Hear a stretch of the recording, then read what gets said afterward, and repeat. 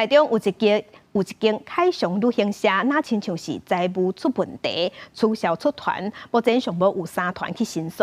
因讲伊钱拢拿啊，却无法度出国佚佗，嘛无法度退钱。台中市的消保官就建议讲，民众无论是旅客也是纳现金，拢也有机会甲钱讨回来，会当先向信用卡银行去申请这条钱有争议，再搁向品保协会去申诉。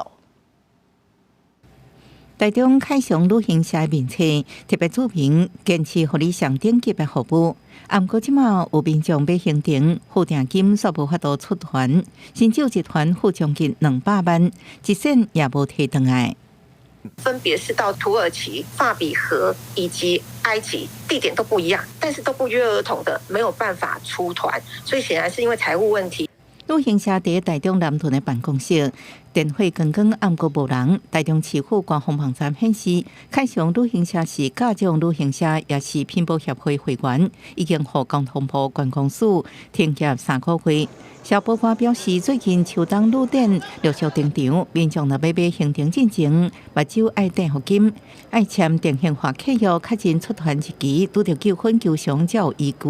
若拄着无法度出团的行程，用现金付钱，影响品保协会申诉。透过旅游责任险将钱摕回来，旅客要防范。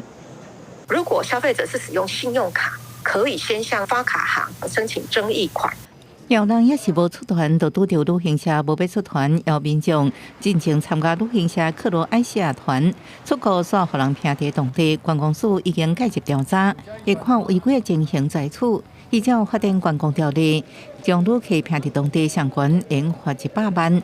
游客出发进前，若甲旅行社签旅游定型化契约，煞伫国外发生共款的状况，拢用保存单回来了后求偿。记者综合报道。